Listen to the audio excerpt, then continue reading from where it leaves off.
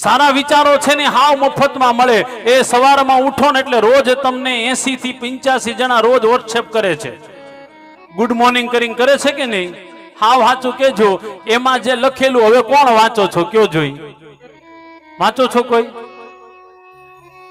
નવે નવું હતું ત્યારે મોબાઈલ લોકોએ બહુ વાપરો ની ગુડ મોર્નિંગ ના મેસેજ, હવે તો કોઈ વાંચતું નથી, ડાઉનલોડ નથી કરતું, તરત ડિલીટ।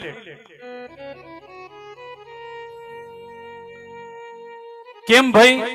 તો કે એકના એક મેસેજ જે મોકલે છે ને એ વ્યક્તિમાં પોતામાં કાંઈ નથી। સાંભળજો,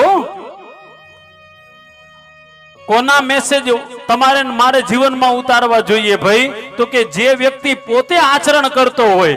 હું પોતે આખા જિંદગીમાં આખો દી માવા છોડતો હોય તો માવા ન ખાતા એમ ન કહેવાય। હું નથી ખાતો તો મારે તમને કહેવાય માવા ન ખવાય। કોના મેસેજ ની અસર થાય ભાઈ?